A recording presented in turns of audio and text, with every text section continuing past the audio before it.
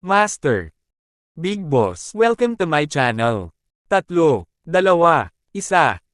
Let's watch the novel.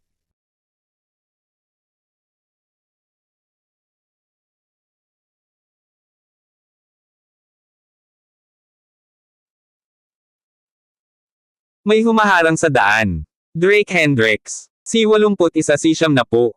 At Master Big Boss. Narinig mo yon? 5%. Hindi pa ba kayo umaalis dito? Matapos marinig ang numerong ito, medyo dismayadong nagsalita si Zaid McCliff. Otis, for goodness sake, ikaw ang general manager ng McCliff Group. 5% drop, nakakatakot ka ng ganyan. Paano magtitiwala si Lolo na yayain ka? Nang makita niya ang labis na gulat na mga ekspresyon ng dalawa, naisip niya ang pagbaba ng malala. Hindi niya inaasahan na magiging 5% lang ito, na medyo ikinadismaya niya. Sa pananaw ni Zaid McCliff, lahat ng malalaking shot na ito na pumapasok sa merkado ay naglalayong durugan ang McCliff Group.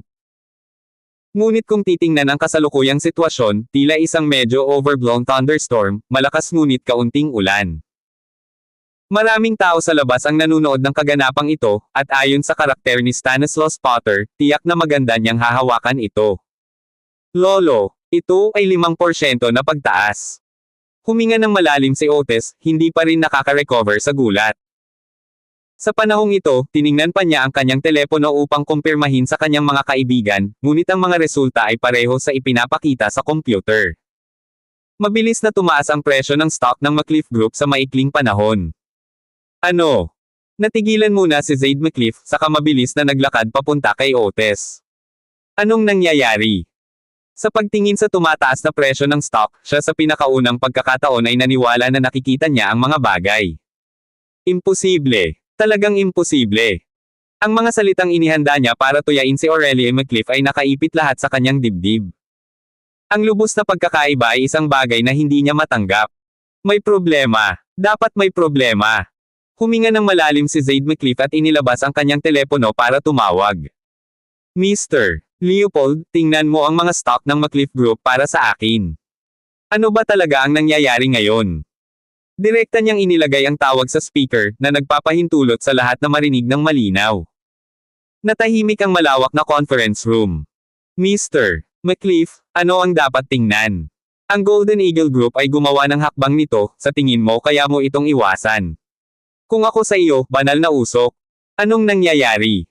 Isang sigaw ng sorpresa ang biglang dumating mula sa telepono, Mr. McCliff, ang galing mo. Ang presyo ng stock ay talagang lumundag sa halip na bumagsak. Kung ito ay lumabas, tiyak na magiging pasabog na balita. Congratulations! Nang marinig ang mga salita ng kabilang partido, ang mukha ni Zaid McCliff ay naging lubhang hindi magandang tingnan. Hindi na siya ang chairman ng McCliff Group, ang kailangan niya ay bumaba ang presyo ng stock ng McCliff Group. Napakabalinto na. Sa sandaling iyon, pinalakpakan ni Drake Hendrix ang kanyang mga kamay at sinabing, tumaas ang stock ng grupo, at gayon paman, nakaupo doon ang founder na parang nasa isang libing. Ikaw. Nakaramdam ng kirot sa kanyang puso si Zaid McCliff. Huminga siya ng malalim, sinusubukan niyang manatiling kalmado, Mr. Leopold, maaari mo bang tingnan kung ano ang nangyayari sa akin? Wala siyang maisip na dahilan. Ang mahinang McCliff Group, na humaharap sa digmaang pangnegosyo na ito, ay walang iba kundi isang dead end. Gaya ng sinabi niya, kalahati ng Five River Province ang sasali sa away. Paano kaya sila makakaligtas? Kabutihan ko, ang Titan Group ay nagtapon ng 5 bilyon sa loob ng kalahating oras. Talagang nakikipaghead. Tehead si Ovidio Cook kay Stanislaus Potter. Mr. McCliff, ano ang relasyon mo kay Ovidio Cook na hanggang ngayon ay protektahan ka niya? Isang lumulubog na pakiramdam ang tumama kay Zaid McCliff, hindi niya inaasahan na aabot ng ganito si Ovidio Cook. Mabuti naman ngayon. Salamat, Mr. Leopold. Nang hindi na hinintay na sumagot ang kabilang partido, ibinaba na niya ang telepono. Tahimik ang conference room, puno ng gulat ang mukha ng lahat. Older Master, bakit hindi ka bumalik sa iyong upuan? Isang matamis na ngiti ang ibinigay ni Drake Hendrix at iminuwestra ang maliit na stool na may pag-aanyaya. Huwag kang masyadong mahiyain. Ang likidong pondo ng Titan Group ay hindi lalampas sa 10 bilyon. Sa paggawa nito, papagalitin lang nila ang Golden Eagle Group. Sa lalong madaling panahon, hindi lamang ikaw, ngunit maging si Ovidio Cook ay malugi sa iyo. Sa pagharap sa ganoong provocation, nanginginig sa galit si Zaid McCliff, pakiramdam na saysabog ang kanyang baga. Pero kailangan niyang tiisin hanggang sa mawala si Aurelia McCliff sa laro. Ikinalulungkot ko na binaygo kita, matandang guro. Comfortable bang maupo ang dumi? Paano kung may kukuha ako sa iyo ng unan? Medyo nakakaintinding sabi ni Drake Hendricks. Gayunpaman, nang ang mga salitang ito ay umabot sa mga tainga ng bawat tao. Pakiramdam nila ay nilalagyan sila ng mga tinak. Anong nangyayari? Tahimik na inilabas ni Aurelia McCliff ang kanyang telepono at nag-type ng mga karakter na ito sa screen. Nang dumating si Zaid McCliff, inihanda ni Aurelia McCliff ang kanyang sarili na tumayo at tanggapin ang kahihiyan, ngunit sino ang nakakaalam na ang script ay mababaligtad ito ng husto. Ang Titan Group ay talagang naghulog ng 50 bilyon sa ganoong pagkakataon. Ano ang kinakatawan nito? Nangangahulugan ito na si Ovidio Cook ay ganap na nakipagtalo kay Stanislaus Potter at opisyal na sumali sa larangan ng digmaan. Hindi niya maisip kung bakit itataya ng pinakamayamang tao ng Moreles City ang lahat ng kanyang kayamanan para protektahan ang McCliff Group sa kanyang buhay. Dahil ang bagong CEO na iyon ay ako. Nilabas din ni Drake Hendricks ang phone niya at nag-send ng reply. Matapos basahin ang mensahe, binigyan siya ni Aurelia McCliff ng puting tingin. Kung ang kanyang asawa ay talagang CEO ng Titan Group, bakit siya naririto para kumuha ng kalokohang ito? Kung ikukumpara sa Titan Group, ang McCliff Group ay hindi gaanong mahalaga. Napakatahimik ng kapaligiran, kumapit si Otis McCliff sa kanyang computer, naghihintay sa mga resulta na susunod. Gaya nga ng sinabi ni Zaid McCliff, sa mapot na personalidad ni Stanislaus Potter, sigurado siyang may hahampasin siya kapag down sila. Maliban na lang kung sabay na namagitan ang tatlong Titan Group, halos walang pagkakataon na makayanan ang suntok na ito. Gayunpaman, kumalat ang balitang ito na parang buhawi sa buong Five River Province. Alam ng lahat ng maaga na tuturuan ni Stanislaus Potter ng leksyon ang McCliff Group, ngunit walang nagmamalasakit. May inaasahan bang anumang sorpresa kapag ang isang elepante ay nakatapak sa isang langgam? Kailangan lang nilang makita ang huling resulta, upang makita kung gaano kalubha ang kamatayan ng langgam na ito. Ngunit lingid sa kanilang kaalaman, unang natuklasan na sa ilalim ng matinding pressure mula sa Golden Eagle Group, talagang rebound ang presyo ng stock ng McCliff Group. At tumaas ito ng 5% puntos. Ito ay simpleng imposible. Five River Province, Golden Eagle Group. Si Stanislaus Potter ay dahan-daang nakasandal sa kanyang executive chair, umiinom ng tsaa. Isang oras na ang nakalipas, opisyal na nagsimula ang kanyang plano. At sa loob ng maikling oras na ito, maraming kilalang figure ng Five River Province ang tumatawag sa kanya na nagpapahayag ng kanilang pagpayag na mag-ambag. Ang mga taong ito ay talagang nagsagawa ng kanilang mga salita, at sa loob ng isang oras, mahigit 100 kumpanya ang sumama sa digmaang ito nang walang usok. Bagamat nagulat si Drake Hendricks sa Titan Group batay sa kanyang pagkaunawa kay Ovidio Cook, ang pinakamayamang tao ng Moreles City ay hindi posibleng isugal ang kanyang kinabukasan bilang isang biro. Upang lubos na hadlangan ang Titan Group, si Stanislaus Potter ay tumama sa lakas ng kulog. Tumpak, pumalakpak, pumalakpak. May kumatok sa pinto. Pumasok ka.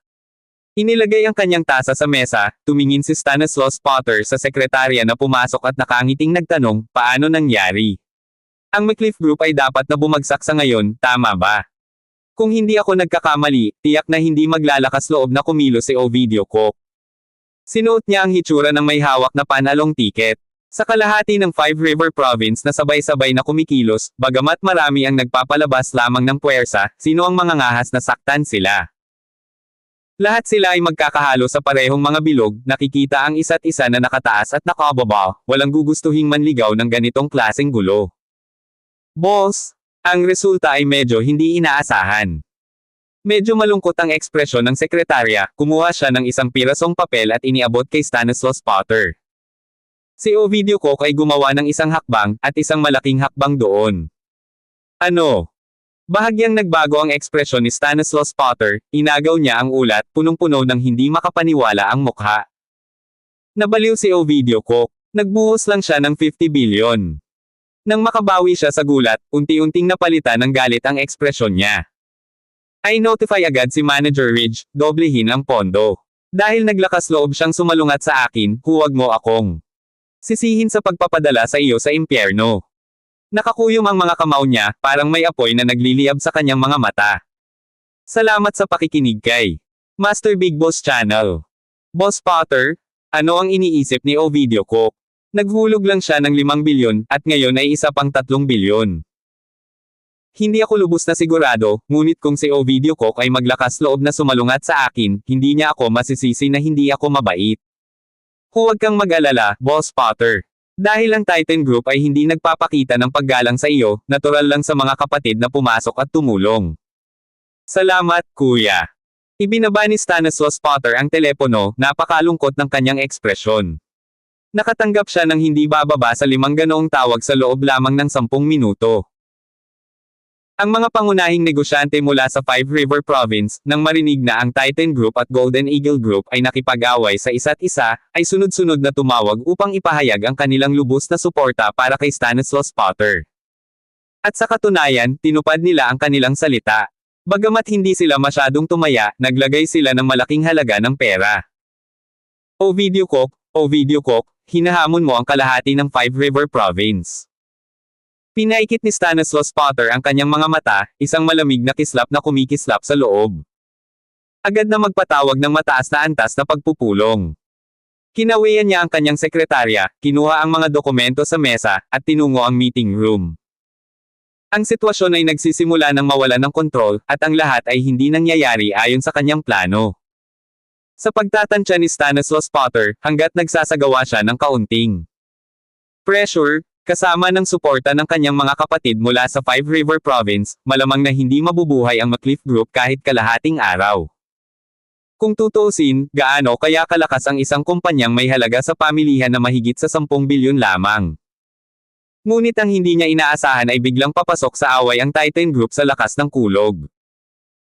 Bagamat handa siyang harapin ang Titan Group pagkatapos makilala si Drake Hendricks, hindi niya akalain na magiging napakatanga si Ovidio Cook.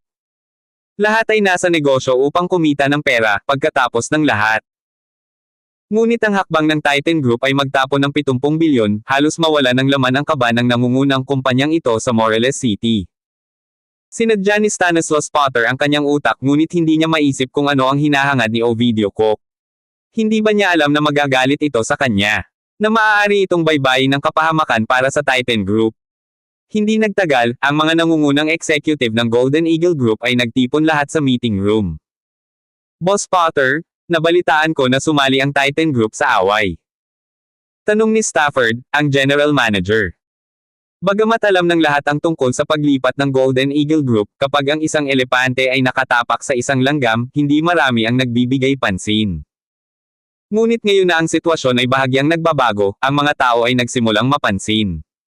Tama. Tinawagan ko si Ovidio Cook, ngunit walang sumasagot. At nang tanungin ko ang Titan Group, sinabi nila na ito ang desisyon ng bagong CEO. Ang mga ngipin ni Stanislaus Potter ay nag-igting sa nakakagiling na ingay, ang kanyang mukha ay napakasama rin tingnan. Secretary Martin, mangyaring bigyan ang lahat ng update. Sumenyas siya, at agad na kinuha ni Secretary Martin ang isang A4 na papel, na ikinwento ang buong serye ng mga kaganapan ng detalyado. Kasama dito kung paano namagitan ang Titan Group ng 2 beses, sa bawat oras na ang presyo ng stock ng McCliff Group ay malapit ng bumagsak, na mahigpit na iniligtas ito. Nabaliw na ba si Ovidio Cook? Ano ang pakinabang nito para sa kanya? Ang magagamit na likidong pondo ng Titan Group ay humigit kumulang 100 bilyon lamang, at ngayon ay naglagay na siya ng higit sa 80 bilyon. Halos mawala ng laman ang Titan Group matapos makinig sa ulat ni Secretary Martin, na pakunot ang kilay ni Stafford. Naiimbestigahan na niya ang Titan Group noon, dahil isa itong nangungunang negosyo sa Morelos City, at tiyak na magkakaroon ng kooperasyon sa pagitan ng 2 grupo. Ayon sa investigasyon, ang Titan Group ay may hindi hihigit sa 100 bilyon na likidong pondo.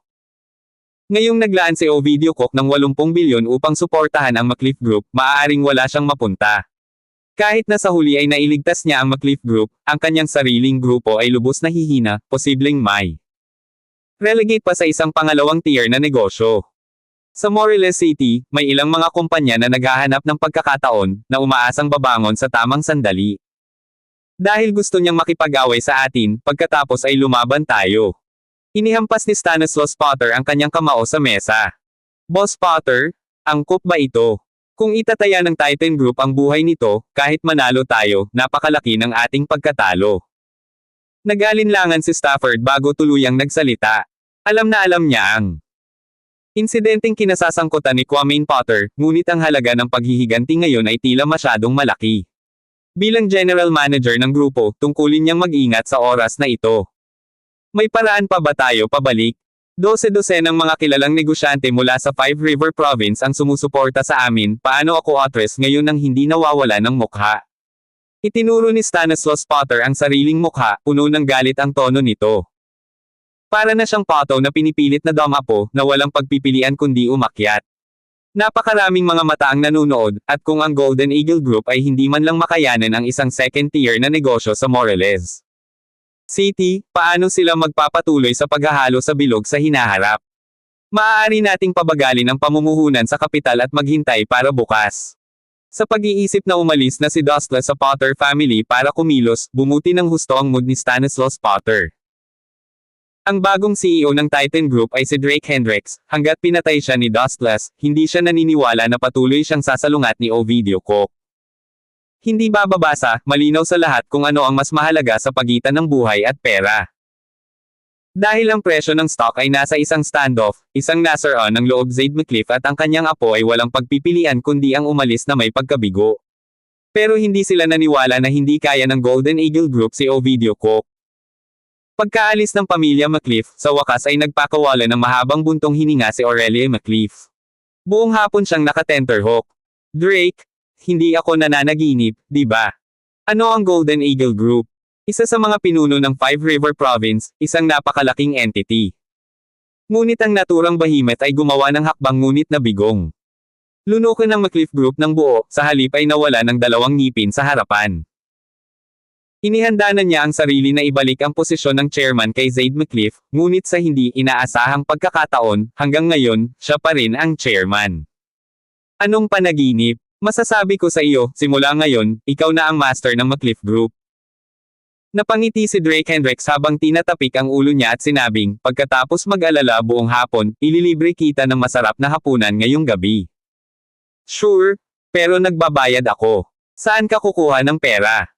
Ang kanyang mga salita ay nagpaga ng pakiramdam ni Aurelia McCliff. Ang restaurant ay malapit sa kanilang bagong tahanan, isang western-style establishment. Ang kanilang bagong tahanan ay matatagpuan sa ginintoang lugar ng lungsod na ginagawang mas maginhawa ang kainan. Matapos maasikaso ni Aurelia McCliff ang lahat, unti-unting naging dapit hapon ang araw. Sumakay sila sa Rolls-Royce at tinungo ang direksyon ng bahay.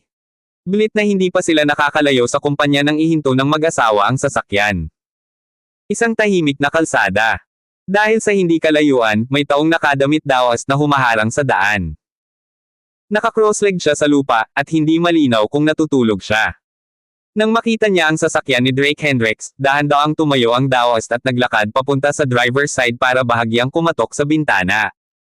Ikaw ba si Drake Hendricks? Sa sandaling ibinaba ni Drake Hendricks ang bintana, naramdaman niya kaagad ang nakamamatay na aura na nagmumula sa dawas. Oo, ako nga. Tumanggaw siya, pinagmamasdan ng dawas ng buong ingat, na likas na nararamdaman na ang taong ito ay isang kaaway sa halip na isang kaibigan. Ako si Dustless, natutuwa akong makilala ka.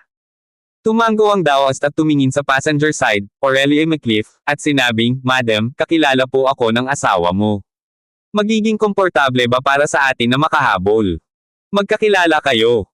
Nang marinig ni Aurelia McCliff ang kanyang mga salita, hindi sinasadyang nagtaas ng kilay. 3 taon nang nananatili sa bahay ang kanyang asawa, kaya kailan siya nagkaroon ng kaibigang tao.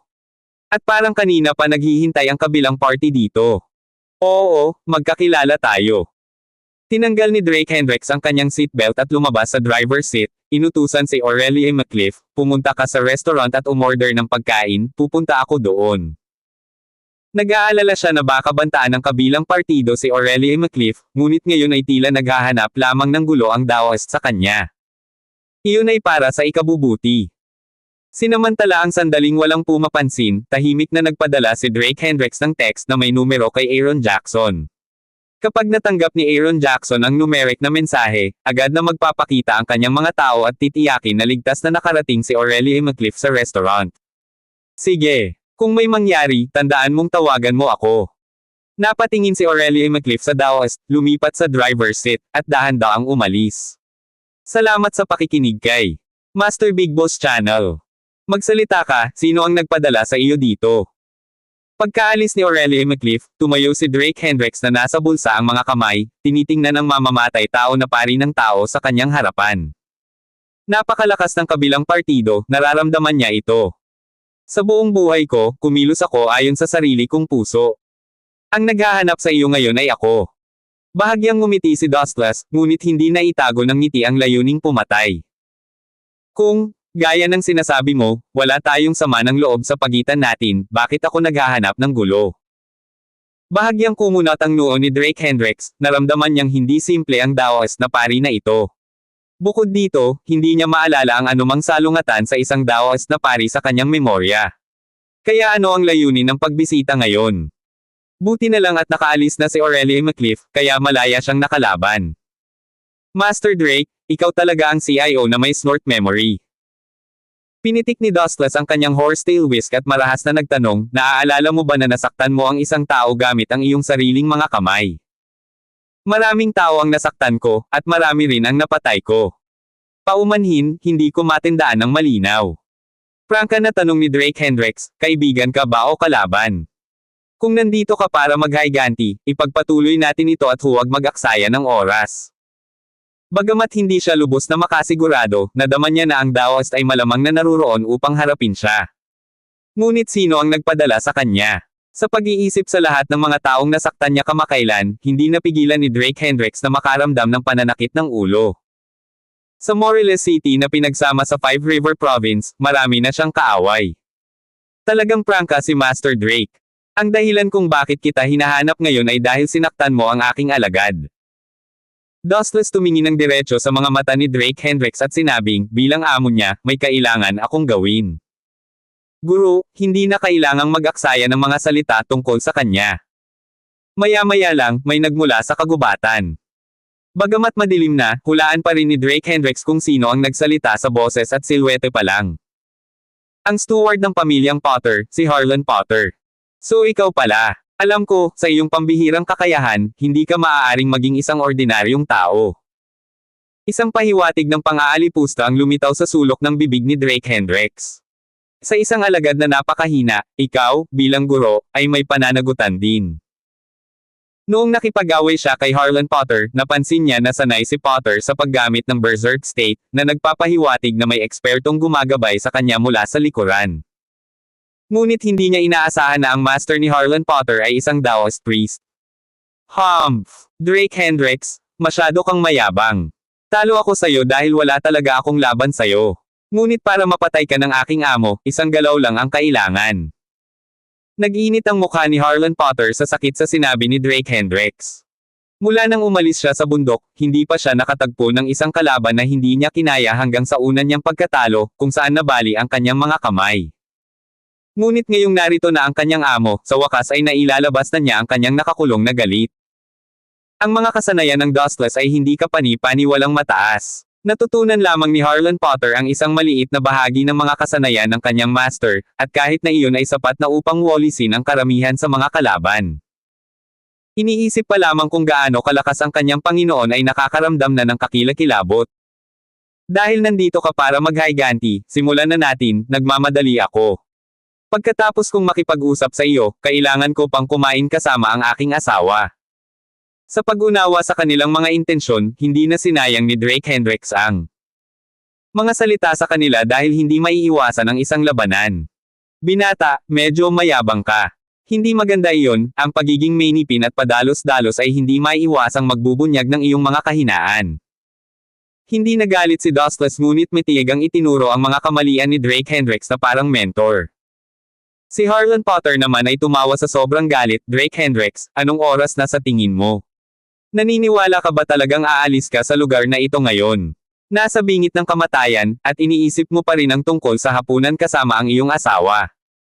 Kasama si Dustless dito, kumbinsido siyang patay na si Drake Hendricks. Kaya naman si Harlan Potter, na nagtitiis ng matinding sakit, ay sumunod kay Dustless dito. Gusto niyang panoorin si Drake Hendricks na mamatay at pinaluhod siya at humingi ng awa sa harap niya. Pahihirapan niya si Drake Hendricks ng lubusan na nananabik siya sa kamatayan. Sa pag-iisip ng sariling putol na mga kamay, ang puso ni Harlan Potter ay nag-alab sa galit, bilasan mo at kumilos. Hinihintay ako ng asawa ko na maghapunan. Si Drake Hendricks, na naiinip, ay tumalikod at sinabi kay Dustless, nag-aaway ba tayo o hindi? Kung tayo, gawin natin ngayon, kung hindi, aalis na ako. Pagkasabi nito ay naghanda na siyang umalis. Sandali lang, guro. Swish! Nang makita siyang aalis na, mabilis na iniwas ni Dustless ang kanyang horsetail whisk pasulong. Slash! Sa isang malakas na tunog, si Drake Hendricks ay umiwas pa atras, halos hindi nakaiwas sa nakamamatay na hampas. Ang malambot na horsetail whisk, sa mga kamay ni Dustless, ay kasing matalim ng bakal na kutsilyo. Hindi masama, mayroon kang ilang mga kasanayan. Ang pagkatalo ni Harlan Potter sa iyong mga kamay ay hindi makatarungan. Panipi. Nang makitang nabigo ang sarili niyang strike, tumawa si Dustless at tumango. Kung hindi lang umiwas si Drake Hendricks ay nadismaya siya. Sa wakas hindi na rin makapagpigil. Pagkatapos ay bilasan natin. Nanliit ang mga mata ni Drake Hendricks habang mabangis siyang naglunsad ng suntok. Bang! Hindi nakaiwas si Dustless sa halip ay sinalubong niya ang suntok. Parang kidlat ang palitan ng dalawa bago umatras ng ilang hakbang. Medyo kaya. Bahagyang nanginginig ang kanang kamay ni Dustless habang pilit na itinatago ang pagkabigla sa kanyang puso, pinananatili ang ngiti sa kanyang mukha. Ang hampas na iyon ngayon lang, halos nagamit na niya ang buong lakas niya. Pero kahit ganon, napailing pa rin siya to the point na nanginginig ang mga kamay niya. At tila nabali ang mga buto sa kanyang kanang kamay. Sa nakaraan, ang gayong bagay ay hindi maiisip. Guru. Nang makita ang Dustless retreat, nagulat si Harlan Potter. Alam na alam niya kung ano ang kayang gawin ng kanyang amo, kaya nga bang ganoon kalakas si Drake Hendricks. Hindi mahalaga, ngayon ay i-convert ko siya. Habang nagsasalita siya, biglang humampas ang horsetail whisk ni Dustless.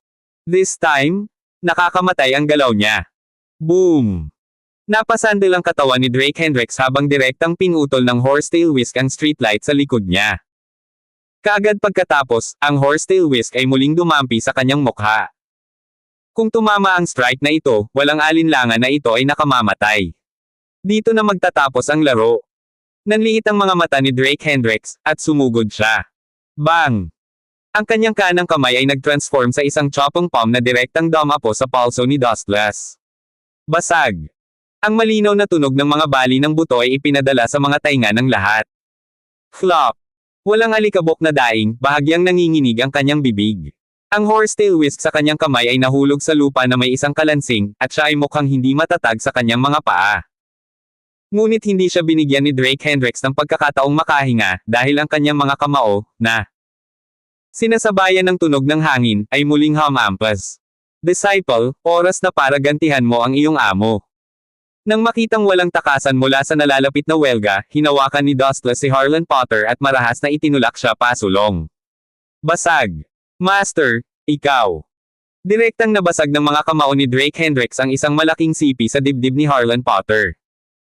Hanggang sa kanyang kamatayan, ang mga mata ni Harlan Potter ay napuno ng hindi paniniwala. Hindi siya makapaniwala na napakalakas ni Drake Hendricks. Ang mas hindi maisip ay ang sarili niyang amo ay iiwan siya. Sa pagsamantala sa sandaling ito, tinadyakan ni Dustless ang kanyang paa at lumundag sa hangin. Sa tingin mo makakatakas ka. Hindi ito magiging ganoon kadali.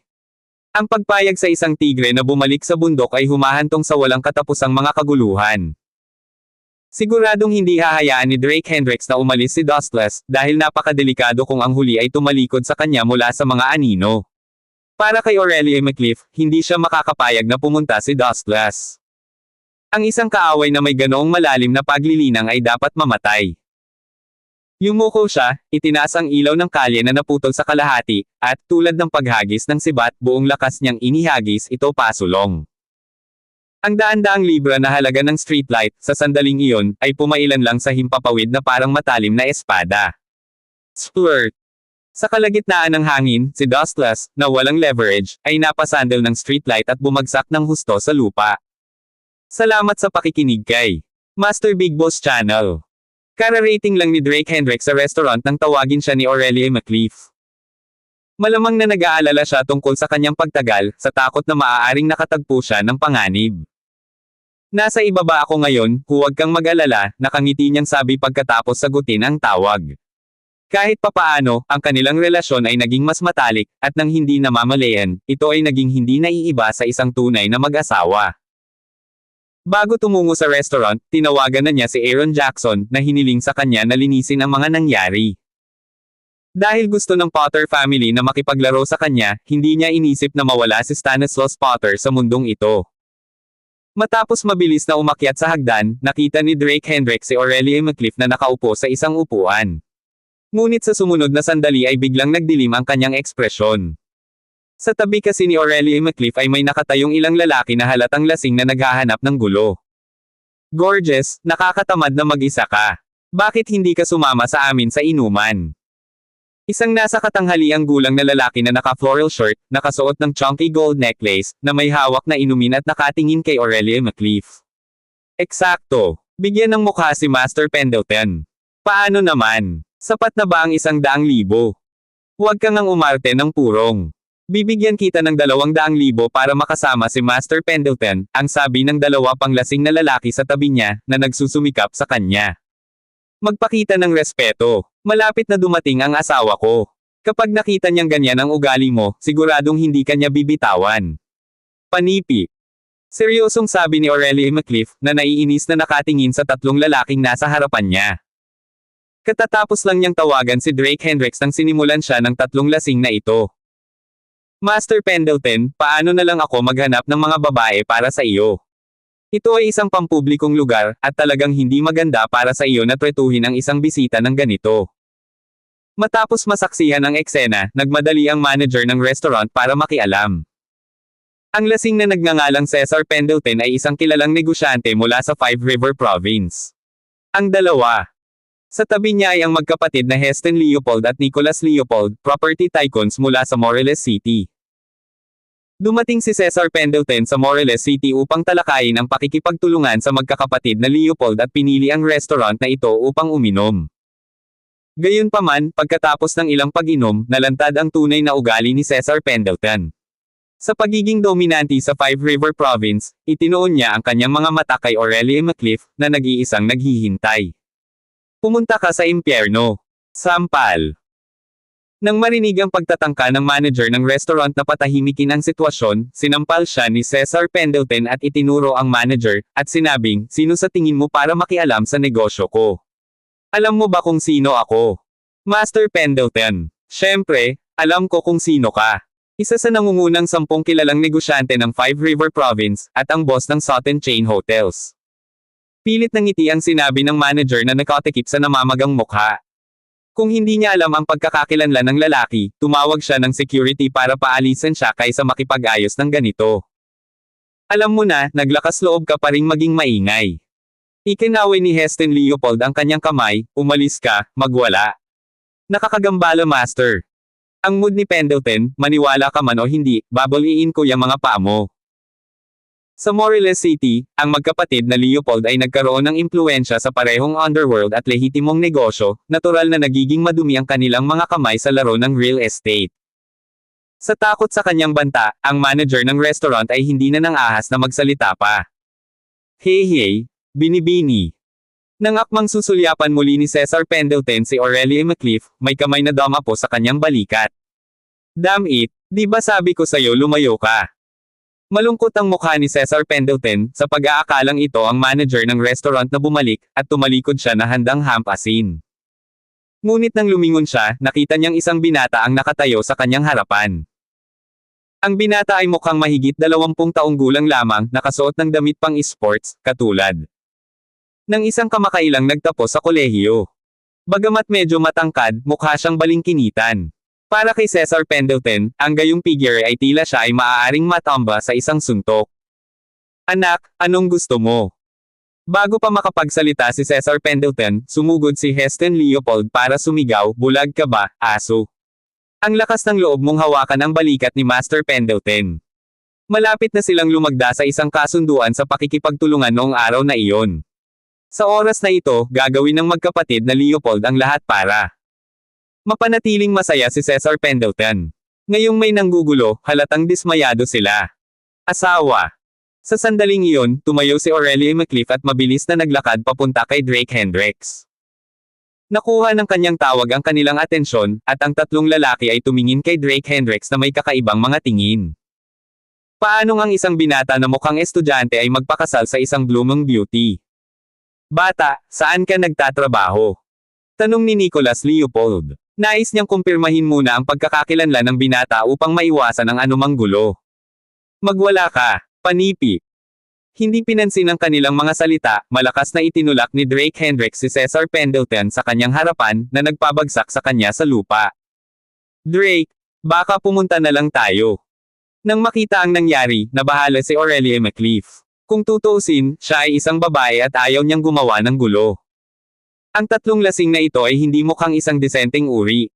You little bastard. Ikaw ang nagtatanong eh. Nagmamadaling tinulungan ni Heston Leopold si Cesar Pendleton, itinuro si Drake Hendricks na may masamang tingin, dare to push Master Pendleton, siguradong pagod ka na sa buhay. Papatayin kita.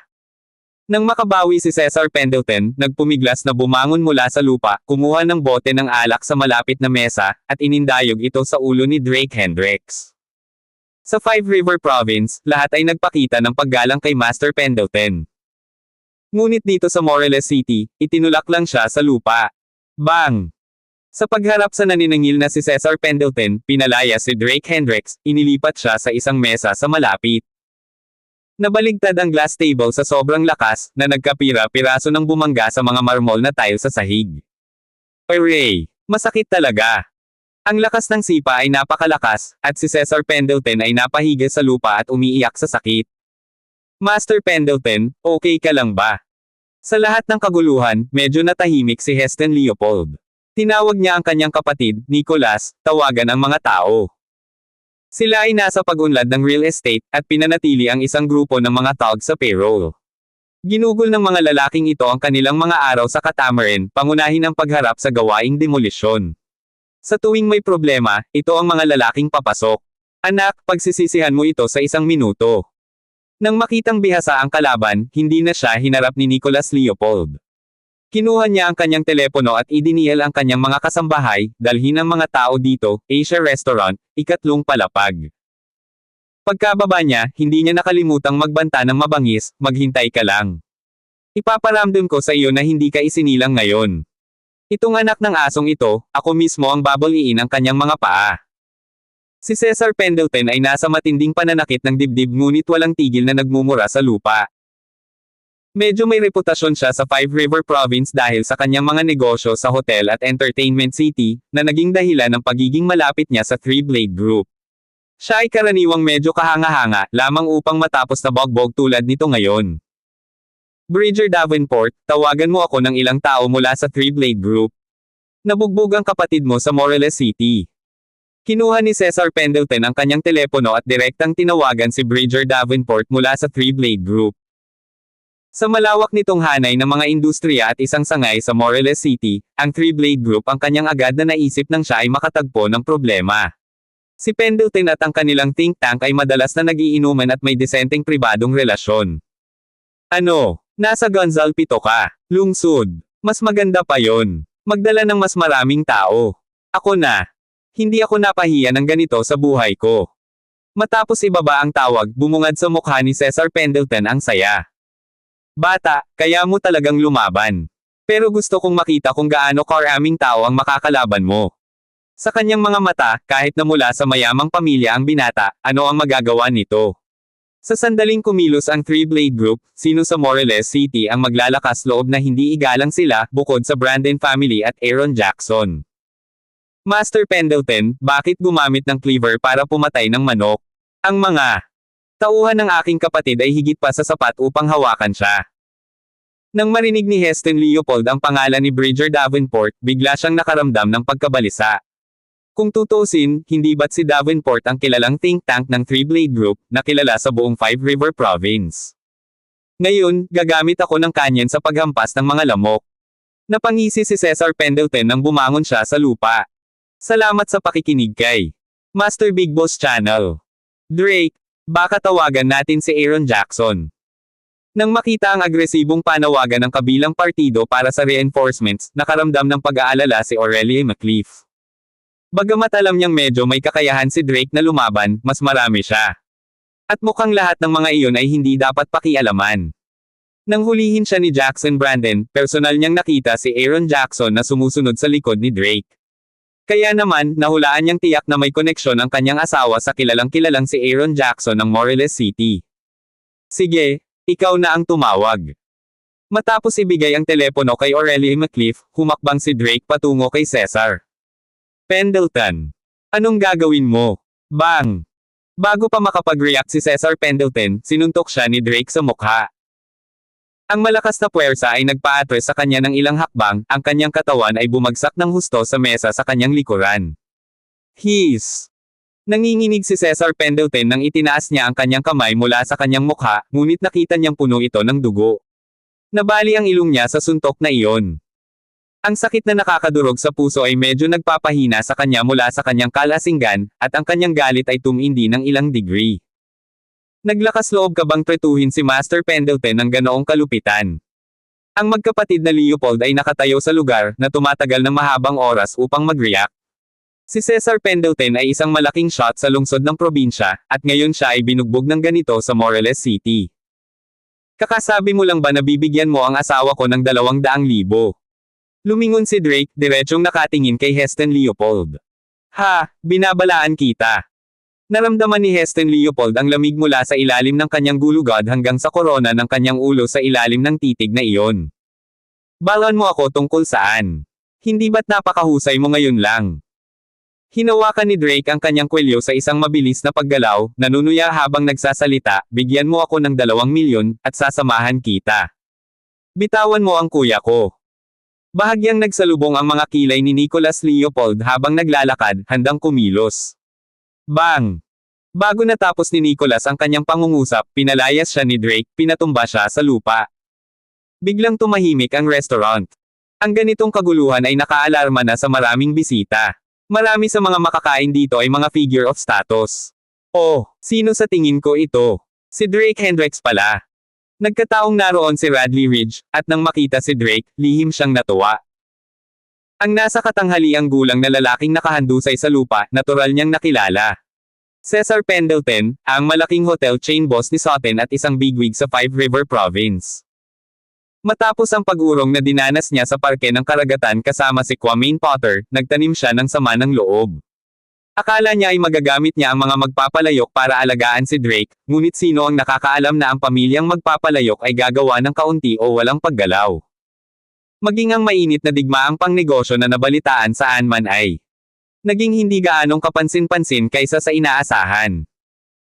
Kung si Stanislaus Potter ay maituturing na isang lehitimong negosyante, na kumikilos sa isang malinaw at tuwid na paraan, kung gayon ang lalaking nauna sa kanya, si Cesar Pendleton, ay tiyak na iba.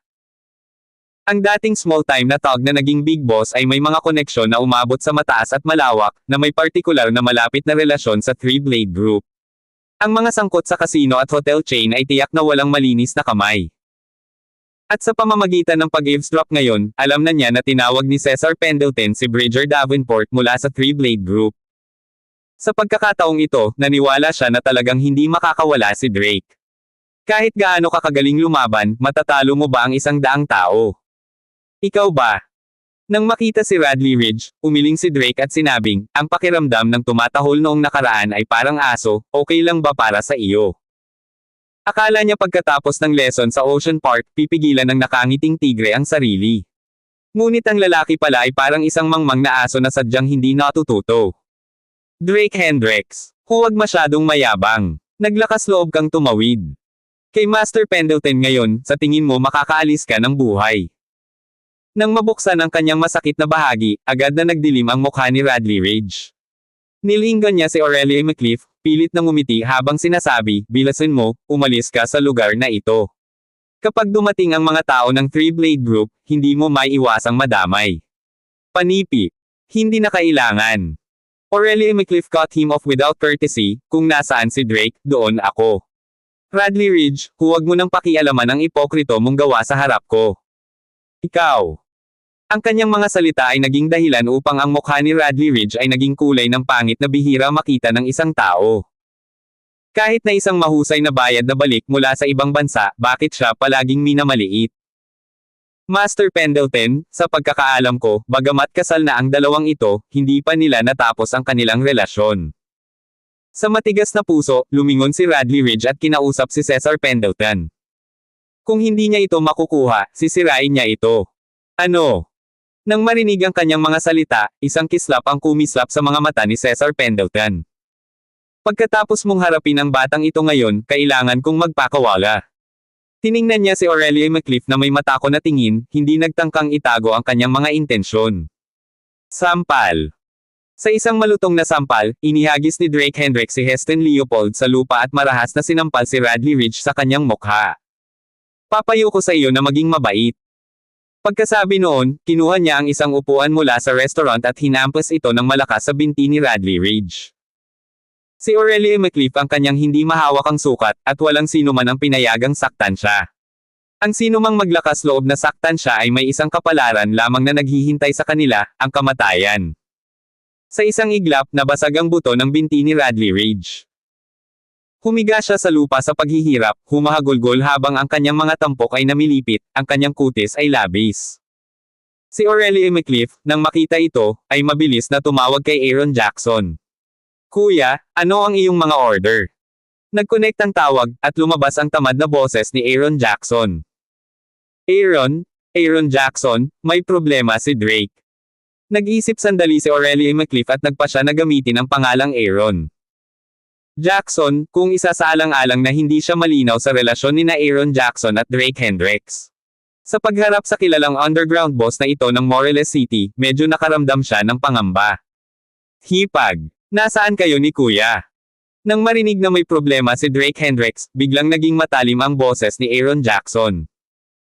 Nasa Asia Restaurant kami, at si Cesar Pendleton ang nagdudulot ng gulo kay Drake. Direktang pinangalanan ni Aurelia McCliff si Cesar Pendleton, upang iligtas si Aaron Jackson mula sa pagiging kulang sa paghahanda. Kung tutuusin, ang pangalan ni Cesar Pendleton ay kilalang kilala sa Five River Province, hindi isang tao na madaling libakin.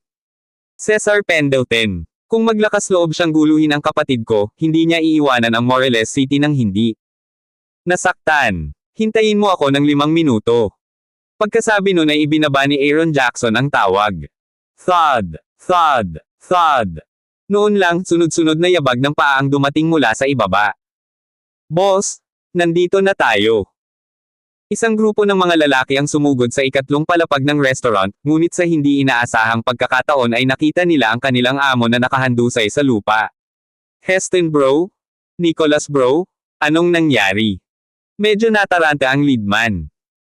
Ang magkapatid na Leopold ay may kagalang-galang na pangalan sa Moreles City, sino ang mga ngahas na saktan sila dito? Bakit ngayon ka lang pumunta dito? Ito ang batang ito, gusto ko siyang patayin. Si Heston Leopold ay pinalo hanggang sa mabagbag ni Drake Hendricks, na dumaranas ng hindi matiis na sakit sa bawat paggalaw. Ginawa mo ito. Lumingon ang nangunguna at tumingin kay Drake Hendricks, sukdulan ang pagdidilim ng kanyang mukha. Sino pa kaya kung hindi ikaw? Hinarap ni Drake Hendricks ang mga lalaking ito nang walang bakas ng takot sa kanyang mga mata. Kunin mo siya. Talunin siya hanggang mamatay. Sumimangot ang leadman at sumugod, itinaas ang kanyang kahoy na paniki. Snap! Ngunit bago pa man siya makapaghampas, hinawakan ni Drake Hendricks ang paniki mula sa kanyang kamay at tinadtad ito ng malakas sa ulo ng leadman. Nabasag ang paniki sa impact. Sino ang nangahas na gulo kay Master Pendleton sa Moreles City? Maya-maya, may boses na nagmula sa ibaba. Di nagtagal, 12 ng mga lalaking nakasuot ng itim na maayos ang suot na itim ang bumangon, na naiiba ng husto sa nagkakagulong grupo ng magkapatid na Leopold.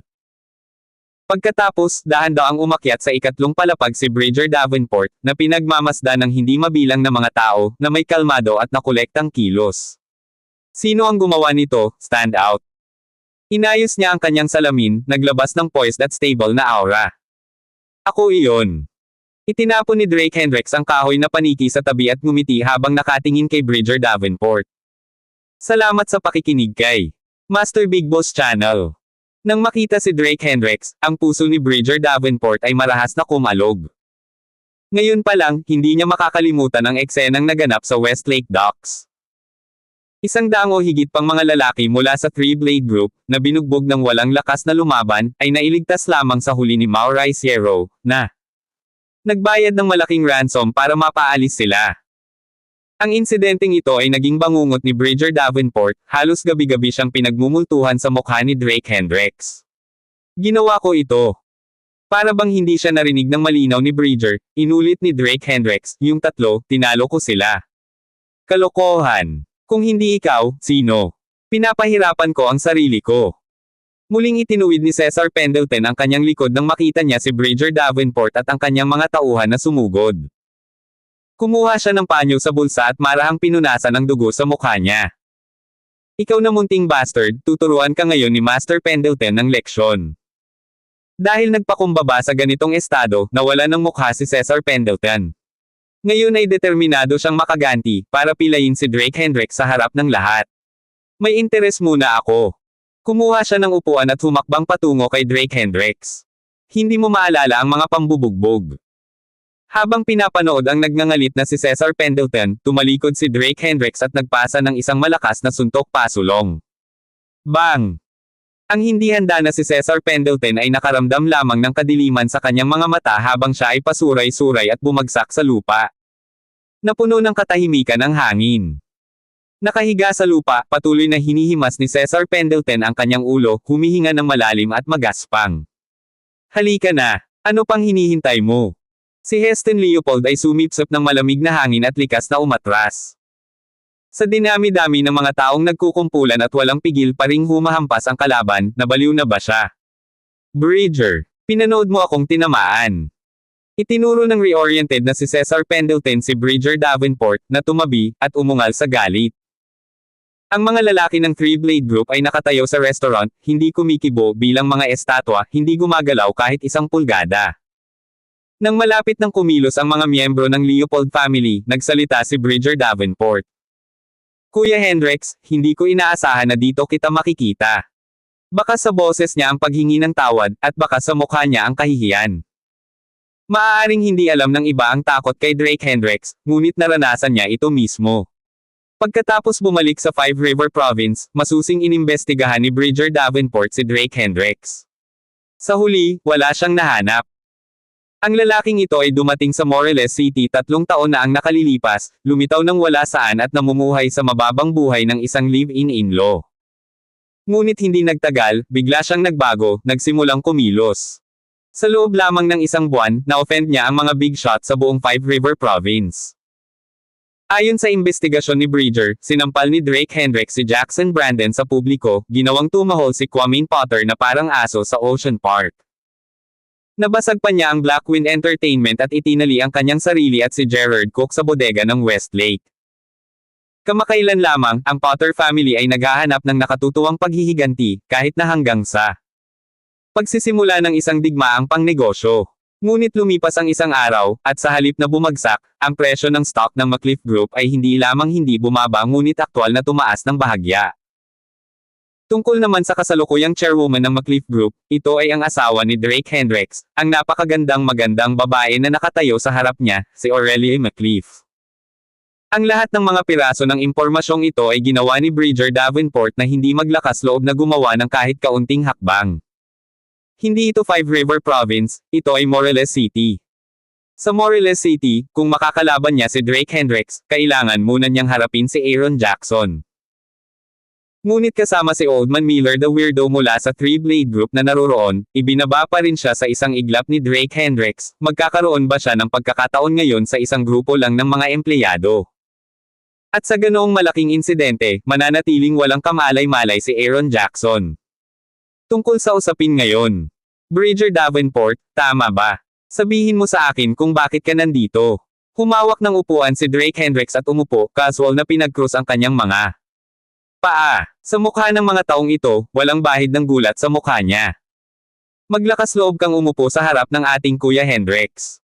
Isang empleyado ng Three Blade Group ang nagtanggal ng kanyang salaming pang-araw at itinuro si Drake Hendricks, umuungal. Si Bridger Davenport ay may mataas na katayuan sa loob ng Three Blade Group, katumbas ng second in command. Sa loob ng grupo, bukod kay Mauricio, walang nang ahas na umupo habang nakikipag-usap kay Bridger Davenport. Ngayon, hindi lang nakaupo si Drake Hendricks, nakaupo rin siya ng cross ang mga paa, na labis na hindi nasisiyahan sa mga empleyado sa ilalim ng Bridger Davenport. Smack! Bago pa may buka muli ng lalaki ang kanyang bibig, sinampal siya ni Bridger Davenport sa buong mukha. Kuya, L. Tinakpin ng empleyado ang kanyang mukha, malinaw na hindi naiintindihan ang nangyari. Itinuro siya ni Bridger Davenport, nanginginig sa galit, may tao, ilabas mo siya at pilayin siya. Kuya!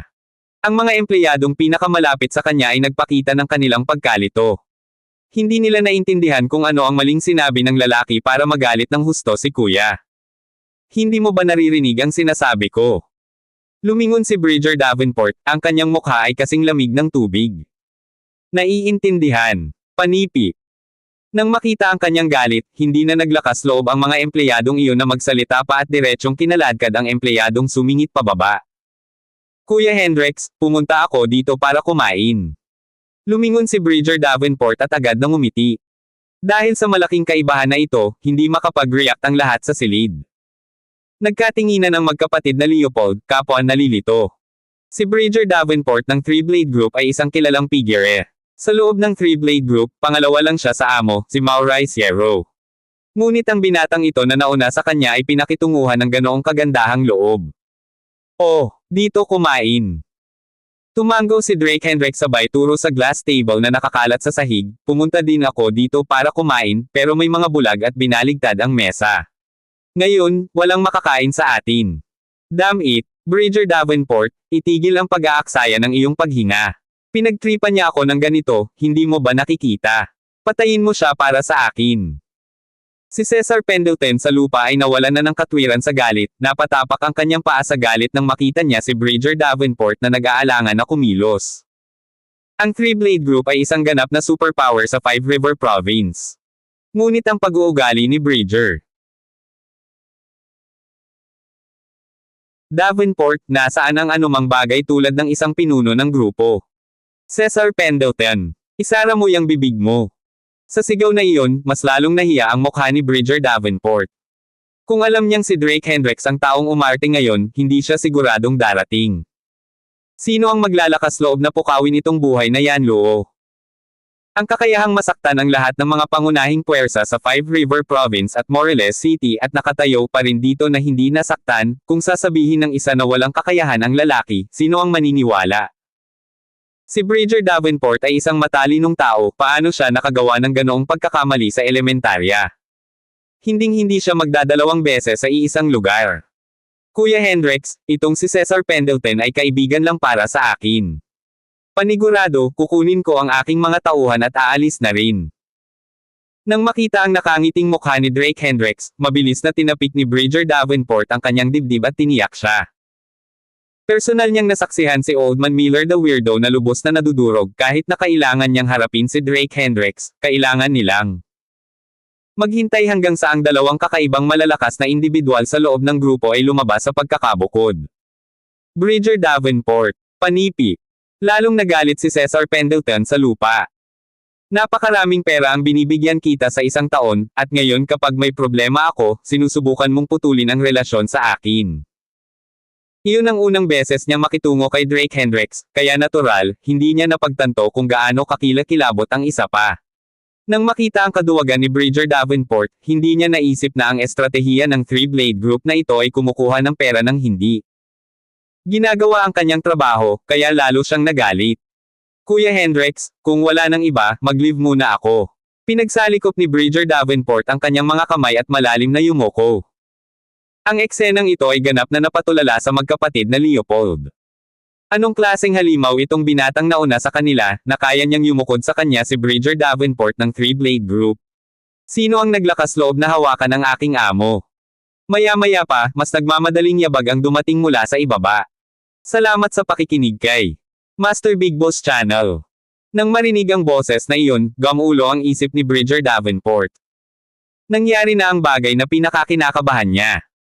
Paanong hindi alam ni Aaron Jackson ang tungkol sa paggawa ng gulo para kay Drake Hendricks sa Morelos City? Sa katunayan, ngayon ay dumating na ang taong pinag-uusapan. Ang unang dumating ay ang Dominating Tiger, at dinala niya ang kanyang mga empleyado upang walang humpay na itumba ang mga kapatid ng Leopold family sa lupa. Aaron Martin. Ang mga lalaki sa ilalim ng magkapatid na Leopold family ay hindi mabigat na karakter. Sa katunayan, ang pinuno sa kanila ay isang empleyado ng Dominating Tiger. Sampal. Nang makita ang nangungunang empleyado, marahas na sinampal siya ni Dominating Tiger sa mukha. Ikaw anak ng aso, sino ang nagsabi sa iyo na magdala ng mga tao dito? Matapos siyang sampelan, nang hindi na hinintay na tumahimik ang lalaki, hinawakan niya ito sa kwelyo at binuhat. Aaron Martin, ako iyon, ang kuya ko. Tinatawag na Guzi, itinuro ng lalaki ang magkapatid na Leopold family, puno ng takot ang kanyang mga mata. Ang nangingibabaw na Tiger ay isa sa mga nangungunang general ni Aaron Jackson at may malaking kapangyarihan sa Morelos City. Maraming lokal na magnates ang kinailangang tawagin siya bilang Aaron Martin nang makita siya. Kung sinabi nilang mamatay ka, pupunta ka ba at mamamatay? Pinandilatan ng nangingibabaw na tigre si Guzi, na hawak niya sa kanyang kamay, at sumigaw. Isa ng nanay mo. Bago pa siya makatapos magsalita, marahas na ibinato siya ni Dominating Tiger sa pader. Ito ba ang ginagawa mo? Nang magawa ang lahat ng ito, tumalikod siya at humakbang patungo sa magkapatid na Leopold family. Kunin mo sila. Sa pagharap sa mabangis na pagsulong ng Dominating Tiger, ang magkapatid na Leopold family ay nataranta. Dali-dali nilang tinawag ang sarili nilang mga tauhan, ngunit sino sa kanila ang nang-ahas na humakbang pasulong? Si Guzi ang kanilang pinuno, at ngayon ang kanilang pinuno ay sinaktan at hindi nang-ahas na magbitaw ng isang salita, paano nila labis na pinahahalagahan ang kanilang sariling buhay. Bukod dito, hindi ba nila alam ang reputasyon ng Dominating Tiger? Tanungin mo sila, sino ang maglakas loob na humakbang pasulong? Maya-maya lang, dahan-daang umakyat ang isang lalaking nakaputi mula sa ibaba. Nasa bulsa niya ang isang kamay at may nakasabit na sigarilyo sa labi niya. Ang kanyang namuong mukha ay naglabas ng hindi nakikitang lamig. Aaron Jackson. Nang makita ang bagong dating, ang mga binti ng magkapatid na Leopold family ay nanginginig sa takot. Sila ay nasa negosyo ng real estate at natural na hinahangad na pasayahin si Aaron Jackson higit sa lahat. Nang makitang dumating si Aaron Jackson, nagkaroon ng matapang na pag-iisip ang magkapatid. Siya kaya ang dumating para sa binatang iyon. Ngunit sa pag-iisip, itinuring nilang imposible. Sino si Aaron Jackson? Nagkaroon siya ng kapangyarihang lampasan ang lahat sa Morelos City. Anong mga merito ang mayroon ng binatang ito para personal na lumapit kay Aaron Jackson? Oh, nandito ka rin. Hindi man lang nagabala si Aaron Jackson sa magkapatid na Leopold family at sa halip ay malayang naglakad papunta sa Bridger Davenport. Nang makalapit siya, agad na sumugod ang mga empleyado ng Three Blade Group para bantayan ng mahigpit si Bridger Davenport. Umuwi ka. Sigaw ni Bridger Davenport na may maitim na mukha. Kuya, umuwi ka. Nang makitang hindi gumagalaw ang kanyang mga empleyado, umungal muli si Bridger Davenport. Hindi napigilan ni Old Man Miller the Weirdo ang lalaking ito, kaya ano pa ang silbi ng mga taong ito na umahan maliban sa itapon ang kanilang buhay. Mas mabuting magpaliwanag ng direkta kay Aaron Jackson at ipakita ang kanyang sinseridad. Ang tunay na lalaki ay alam kung kailan dapat yumuko at kung kailan tatangkad. Hindi pa huli ang lahat para maghaiganti siya kapag natapos na ng dalawang nakakatakot na karakter ng Three Blade Group ang kanilang closed-door session. Oo, kuya. Huminga ng malalim ang mga empleyado at dahan-daang tumabi. Aaron Jackson. Sinubukan ni Bridger Davenport ang kanyang makakaya upang patatagin ang kanyang emosyon at pinisil ang isang mahinang ngiti sa kanyang mukha. Lalaban ka ba sa kuya ko? Hindi pinansin ang sinabi niya, si Aaron Jackson, na may hawak na sigarilyo sa kanyang kanang kamay, ay bumuga ng usok at sinabing, matapang ka. Noong nakaraan sa bodega ng Westlake, tinuruan na niya ng leksyon ang mga taong ito. Kung mananatili silang matigas ang ulo na ignorante, hindi tututol si Aaron Jackson na bigyan sila ng isa pa. Aaron Jackson, ito ay isang hindi pagkakaunawaan, mangyaring hayaan akong magpaliwanag. Huminga ng malalim si Bridger Davenport, sabik na ipaliwanag, kakadating ko lang dito at nakikipag-chat kay Brother Hendrix nang dumating ka. Ngayon siya ay naging masunurin. Mula sa pagpasok niya, ang tanging nagawa niya ay humingi ng tawad at humiling na umalis. Nagsalita si Drake Hendrix sa gilid. Ngayon, sa lahat ng naroroon, siya lamang ang nakaupo sa isang upuan, naka-cross legs, na nagpapakita ng kilos ng isang amo. Tama, si Kuya Hendrix ang makakapagbigay sa akin. Nang marinig ang mga salita ni Drake Hendrix, gumaan ang pakiramdam ni Bridger Davenport. Ang pinakamalaking takot niya ngayon ay ang isang salungatan kay Aaron Jackson, dahil pumunta siya sa Morelos City para lang asikasuhin ang negosyo, hindi inaasahan na siya ay ipatawag dito ni Cesar Pendleton. Okay. Tumango si Aaron Jackson, saka lumingon para tingnan si Cesar Pendleton na nakahandusay sa lupa. Sa sandaling iyon, ang magkapatid na Leopold ay nakatayo sa isang tabi, nanginginig sa takot, nanginginig ang kanilang mga katawan kaya hindi sila nang ahas na tulungan siyang tumayo. Inutusan mo ang isang tao na putulin ang aking kuya. Matapos matanggap ang tawag ni Aurelia McLeaf, alam niyang ang nanggugulo ay si Cesar Pendleton. Kahit na ang kabilang partido ay may ilang impluensya sa Five River Province, ito ay Morelos City. Aaron Jackson. Si Cesar Pendleton, bagaman binugbog, ay hindi bingi. Nasaksihan niya ang lahat ng nangyari. Ang Aaron Jackson ng Morelos City ay isang pangalan na alam niya, isang tao na naging dahilan ng pagkatalo ng Three Blade Group. Pero ngayon, nagpakita na talaga si Aaron Jackson, at para sa binatang iyon. Kunin mo siya. Naglagay ng sigarilyo si Aaron Jackson sa kanyang bibig, huminga ng malalim. Sa likuran niya, si Dominating Tiger, kasama ang ilang empleyado, ay lumapit kay Cesar Pendleton at itinaas siya. Aaron Jackson, wala kaming hinanakit o hinanakit, mas mabuti kung huwag kang makialam sa usapin ngayon. Kahit na nabugbog siya ng ganito, pinanatili pa rin ni Cesar Pendleton ang hangin ng isang amo. Ano ang hindi niya naranasan sa mga unos ng buhay? Talaga. Nang marinig ang kanyang mga salita, itinapon ni Aaron Jackson ang sigarilyo sa lupa at marahang dinurog ito ng kanyang paa. Kuya, paano mo gustong pangasiwaan ito? Nilinggan niya si Drake Hendrix na nakasandal sa upuan. Anong tinawag mo sa kanya? Sa titulong iyon, ang puso ni Cesar Pendleton ay pumikit ng husto, at ang kalasinggan ay tuluyang nawala. Tinawag ko siyang kuya. Diretso ang tingin ni Aaron Jackson kay Cesar Pendleton, bahagyang dinilaan ang kanyang mga labi. Hiniras niya ang iyong hipag. Ikaw na bahala. Hinailan ni Drake Hendrix si Aurelia McLeaf sa kanyang yakap, habang ang isa niyang kamay ay maingat na tinaakpan ang kanyang mga mata. Drake. Marahang hinawakan ni Aurelia McLeaf ang kamay niya, bumilis ang tibok ng puso niya. Makinig sa isang kanta. Nang makitang kinakabahan ng asawa, ngumiti si Drake Hendrix.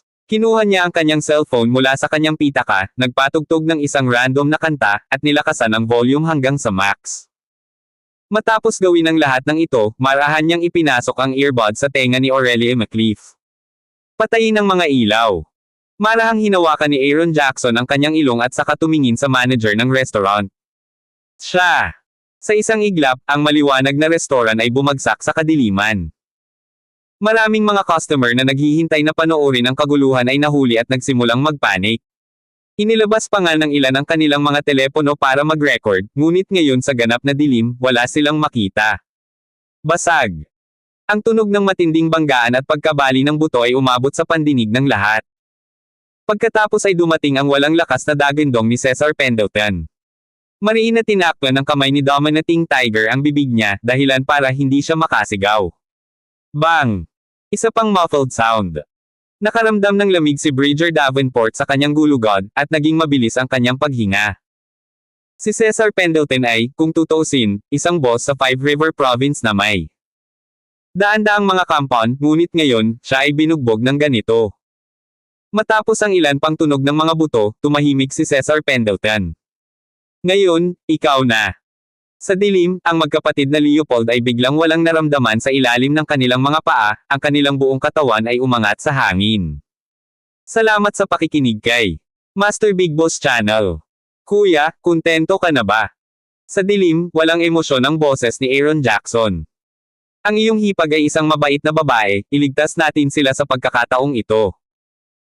Kitang-kita ni Drake Hendrix ang panginginig ni Aurelia McLeaf, kahit na may nakasaksak na earphone sa kanyang tenga. Ang mga taong nauna sa kanila ay binugbog sa loob ng 1 pulgada ng kanilang buhay, ang ilan ay malamang na gumugol sa natitirang bahagi ng kanilang mga araw sa isang wheelchair. Minsan, mas masakit ang buhay kaysa kamatayan. Kalad ka rin sila palabas. Nang ibabaw sa Tiger, giveaway ng grupo ng real estate ng Leopold family para sa akin bukas. Kasabay nito, ipaalam na ang sinumang maglakas loob na makipagtulungan sa mga kapatid na ito ay sumasalungat sa akin, Aaron Jackson. Kasunod ng mga tagubilin ni Drake Hendricks, pinalakpak ni Aaron Jackson ang kanyang mga kamay at sinimulang ayusin ang kanyang mga tauhan upang linisin ang eksena. Hindi nagtagal, ang 3 lalaki ay hinaila palabas na parang mga patay na aso at itinapon sa kalsada. Nang muling bumukas ang mga ilaw ng restaurant, walang ibang nakita ang mga parokyano kundi mga basag-basag na mesa, upuan, at salamin na nagkalat sa sahig. Maging ang mga mantsa ng dugo ay masusing nilinis ng mga taong nakaayos na dominating Tiger. Kamusta si Boss Yero kamakailan? Sa ibaba ng restaurant, si Drake Hendricks, mga kamay sa bulsa, ay tumingin kay Bridger Davenport na nakangiti. Hindi niya nakuha ang 1 sentimo sa huling ilang 10 bilyon, lahat ng iyon ay ibinigay kay Aaron Jackson.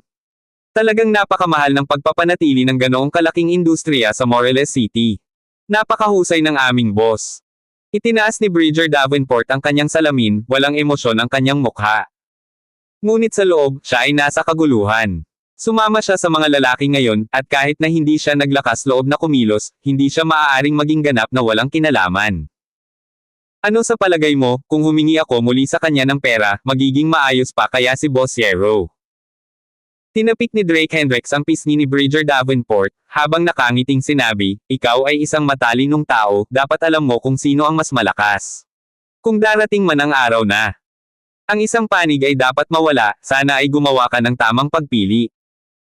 Pagkatapos ng pahayag na ito, na walang pakialam sa maputlang mukha ni Bridger Davenport, naglakad siya papunta sa Rolls-Royce kasama si Aurelie McLeaf.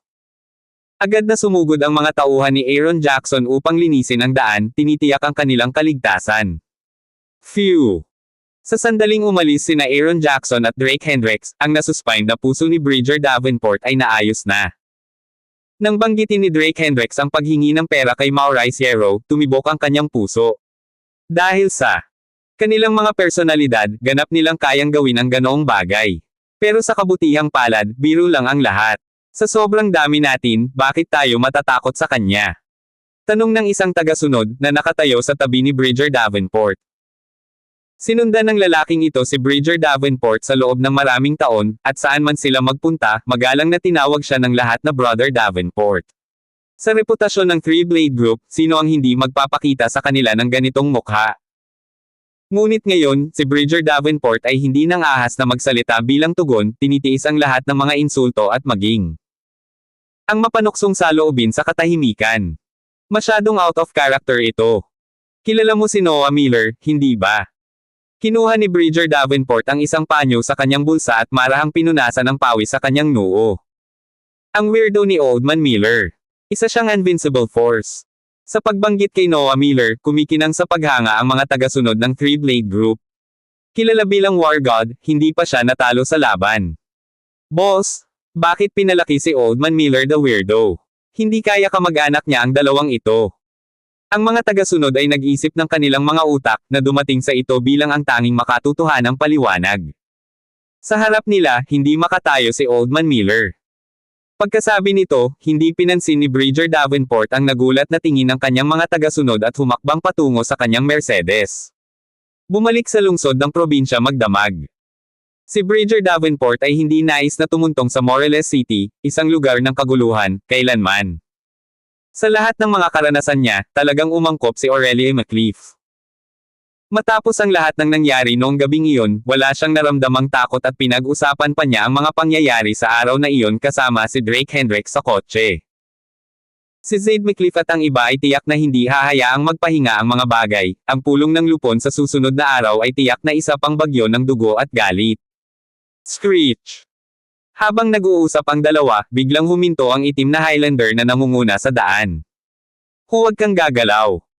Niyakap ng mahigpit ni Drake Hendricks si Aurelie McLeaf, ang kanyang mga mata ay nakatutok sa unahan na parang isang agila. Wala pang nangyari sa kalsada, ngunit eksaktong nangyari ang aksidente sa desyerto na ito. Hindi siya naniniwalang nagkataon lang. Anong nangyayari? Agad na bumaba ng sasakyan si Aaron Jackson at naglakad papunta sa Highlander na malapit. Boss, may nalaglag na puno sa unahan. Dapat ba tayong tumahak sa ibang landas, o dapat bang ilipat ito ng iilan sa atin? Itinuro ng isang tagasunod ang ball na nakalatag sa gitna ng kalsada at nagtanong. Walang hangin ngayon, kaya paano nalaglag ang puno ng walang dahilan? Kumunat ang noo ni Aaron Jackson, maingat na pinagmamasdan ang paligid. Kuya, mag-ingat ka. Ang tagasunod, na parang may natuklasan, ay sumugod kay Aaron Jackson. Ngunit, nang malapit na niyang maabot si Aaron Jackson, biglang lumitaw ang isang punyal sa kanyang kamay, kumikislap sa malamig na liwanag, ang matalim na talim na tumatama diretso kay Aaron. Leeg ni Jackson. His. Iniyuko ni Aaron Jackson ang kanyang mga paa at mabangis na pinalipad ang tagasunod. Sino ka? Hinugot niya ang kanyang pistola mula sa kanyang baywang at itinutok iyon sa tagasunod na itinapon sa sasakyan. Hey! Alam kong may kasanayan ka. Pero ano ba yan, mamamatay ka pa rin. Panipi. Sa kabila ng pananakot ni Aaron Jackson, hindi nagpanik ang lalaki. Sumipol siya sa mga puno at sumigaw, Connor Beaumont, ikaw na ang kumilos. Whoosh! Hindi pa man nakakapagsalita ang lalaki ay may tumunog na tunog mula sa mga puno. Damn! Biglang naitulak si Aaron Jackson sa lupa, sabay-sabay na nawala sa pwesto. Bang! At sa kinatatayuan niya, biglang sumabog ang isang ball ang apoy. Dito ka lang, lalabas ako sandali. Sa loob ng sasakyan, malinaw na nakita ni Drake Hendricks ang lahat. Alam niyang kung hindi siya kikilos ngayon, baka magkaproblema si Aaron Jackson. Mag-ingat ka. Hinawakan ni Aurelie McCliff ang kamay niya, namumula na naman ang mukha niya. Sa mundong ito, walang makakapatay sa akin. Tinapik ni Drake Hendricks ang ulo niya at lumabas ng sasakyan. Kumusta, mga ginoo, magandang gabi. Sa isang figurang mabilis na dumaan, ang lalaking nasa puno ay lumitaw na sa kalye. May bitbit siyang rocket launcher sa kanyang balikat, may suot na salaming pang-araw sa kanyang mukha, at isang sigarilyo ang nakalawit sa kanyang bibig. Connor Beaumont, kung napunta ka sa ibang pagkakataon, makikilala ko ang Diyos ngayon. Ang lalaking natamba na si Aaron Jackson ay pinilipit ang kanyang leeg, humikab at tamad na nag-inat. Mar, walang kwenta kang bagay, hindi ko alam kung bakit itatalaga ka ni Commander na sumunod sa akin. Maliban sa paghihirap sa akin, ano ang silbi mo? Hinugot ni Connor Beaumont ang kanyang sigarilyo, baka sa kanyang mukha ang labis na kaligayahan. Ano bang pinagsasasabi mo? Diyos, miyembro din ako ng Hades Canyon. Kung napakagaling mo, bakit hindi ka pumalit bilang boss ko? Huwag mong isipin na gusto kong makipagtulungan sa iyo, baliw ka. Dahil sa pagmamaliit sa sinabi ng kasama, napahiya si Mar. Ang kanyang kadalubhasaan ay nasa pagsubaybay at pagbabalat kayo, hindi niya posibleng may kumpara sa iba sa aktwal na labanan. Kung wala ang kanyang masusing pagpaplano, paano kaya sila nakarating sa Moreles City ngayon? O kahit na tiyak na harangin sila sa kalyeng ito. Tapos na ba kayong dalawa? Dahan daw ang bumaba ng sasakyan si Drake Hendricks, nakatingin sa dalawang lalaking nasa harapan niya. Ang paniralang Hades Canyon, ay nagpaalala sa kanya ng Deep Cold, ang organisasyon ng Shadow Warrior na kinabibilangan ni Frank, na kanyang pinatay. Hoy, anak, ikaw ba si Drake Hendricks? Inilabas ni Connor Beaumont ang sigarilyo sa kanyang kamay, at pagkatapos ay kumuha ng litrato mula sa kanyang bulsa. Tama na yan. Ikaw pala. Matapos magkumpara sandali, nilukot niya ang litrato para maging bola at basta-basta itong inihagi sa damuhan sa tabi ng kalsada. Salamat sa pakikinig kay Master Big Boss Channel. Habang inihagis ni Connor Beaumont ang larawan, isang bahid ng malamig na liwanag ang kumislap. Dodge. Biglang nagsikip ang mga pupils ni Drake Hendricks habang mabilis na tinulak ang empleyado sa tabi niya at gumulong pasulong. Ngunit bago pa siya makahinga, isang pangalawang malamig na liwanag ang bumungad sa kanya. Boom! Naputol ang isang malaking puno sa gilid ng kalsada. Diyos! Tao ka rin ba? Hinubad ni Connor Beaumont ang kanyang salaming pang-araw, nakatingin kay Drake Hendricks na hindi makapaniwala, at bumulong sa sarili, para makaiwas sa dalawang sunod-sunod kong putok, maaari mong ipagmalaki ang si Jehovah sa langit. Ang mabilis na pagkilos ni Drake Hendricks ay lampas sa kanyang inaasahan. Sa kanyang pagpunta dito, nagreklamo pa siya, iniisip na ang general ay gumagawa ng malaking bagay sa wala. Bilang miyembro ng Hades Canyon, paano siya madaling kumilos? Ngunit ang mga utos ay mga utos, at kailangan niyang sumunod. Ngayon, isinantibi niya ang kanyang paghamak at sa wakas ay sinimulan niyang seryosohin ang mga bagay-bagay. Connor Beaumont, ang buong squad ni Frank ay namatay sa kanyang mga kamay, sa tingin mo ba siya ay isang ordinaryong tao? Napasandal si Mar sa kotse sa tabi niya, nagsasalita sa mahinang tono. Bagamat malakas ang kalaban, mas alam niya ang lakas ni Connor Beaumont. Mayroong 30 miyembro sa Hades Canyon, at ang mga miyembrong ito, kasama ang 30 Skull Canyon at ilang iba pang Shadow Warriors, ay bumubuo sa nangungunang 100 Shadow Warriors sa mundo. Bawat miyembro ay may kanya-kanyang lakas. Si Connor Beaumont ay nasa ika-23 sa loob ng Hades Canyon. Dahil medyo mababa ang ranggo, ang ika-30 tao sa Hades Canyon ay maaari pa ring magalit sa mundong ito. Gamit ang isang rocket launcher at napakalakas na lakas, si Connor Beaumont ay hindi pa nabigo sa isang misyon. Haha, mas nagiging interesante, Mar, kunin mo ang camera, gusto kong masaksihan ito ng general sa sarili niyang mga mata. Muling dumukot si Connor Beaumont sa bulsa ng kanyang dibdib, naglabas ng sigarilyo at sinindihan ito ng apoy na nagninanga sa malapit. Mabuti, sumama ako sa iyo, at ngayon kailangan kitang pagsilbihan, tanga. Inip. Na inilabas ni Mar ang kanyang telepono at nagsimulang mag-video call. Ito ay isang software na eksklusibo sa Deep Code na organisasyon. Mar, anong kalokohan ang ginagawa mo? Ilang sandali pa, isang dagandong ang nanggaling sa video. General, si Connor Beaumont ang humiling sa akin na tawagan ka. Sana mapanood mo siya sa pagkumpleto ng misyon gamit ang sarili mong mga mata, yun lang. Nagkibit balikat si Mar, walang magawa na nakasandal sa Highlander. Sa kabilang dulo ng telepono, parang walang magawa si General Mori. Bagamat mahuhusay ang mga miyembro ng Hades Canyon, hindi sila pumayag sa pagdidisiplina, bawat isa ay may kani-kanyang natatanging personalidad. Ngunit walang pagpipilian, ang mga may lakas ay palaging kakaibang mga karakter. Si Mori, bilang pinuno ng squad na ito, ay tila may walang hangganang kaluwalhatian, ngunit sa katotohanan, siya ay lubusang nagalit. I'd rather not, nung mga panahong kasama ang mga babae. Natatakot ako na baka pakiramdam mo ay mababa ka. Tumawa ng malakas si Connor Beaumont, itinapon ang upos ng sigarilyo sa lupa, at bahagyang dinurog ito. General, 1 minuto lang, at mapapanood mo akong tapusin ang misyon. Ngunit sa sandaling iyon, nanliit ang kanyang mga mata, at napaatras siya. Bang! Ang puno na pinutol noon ay lumipad patungo sa kanya, bumagsak sa kalye sa likuran niya. Diyos ko, nabaliw ka na ba? Bago pa mapatatag ni Connor Beaumont ang kanyang sarili, si Drake Hendricks ay kumari pa na ng takbo patungo sa kanya. Column, kabataan sa silangan. Nahaharap sa isang pag-atake ng pagpapakamatay, si Connor Beaumont ay nanunuya ng may pang-aalipusta. Boom! Walang anuman sa espasyo sa itaas ng kalsada sa harap niya. Hepe, mission accomplished, humanap ako ng 2 chicks pagbalik natin. Si Connor Beaumont ay puno ng kumpiyansa. Crunch! Naglabas siya ng mansanas mula sa kung saan at sinimulan itong kainin. Habang kumakain, nagtanong siya sa mahinang. Boses, Chief, patayin na lang ba natin silang lahat? Kung hindi ka takot sa gulo, hayaan mo na sila. Pero huwag mo akong sisihin kapag sinundan ka ng mga tauhan ni Amadeus Fairbanks. Nangaasar na wika ni Mori. Sa pag-aalaga kay Drake Hendricks, maaari siyang magulat pabalik sa Deep Code tungkol sa Blood Ravine at tuparin ang kanyang tungkulin. Inasahan niya ang ilang mga komplikasyon, pagkatapos na ang lahat ng pangkat ni Frank ay nabura sa Moreles City.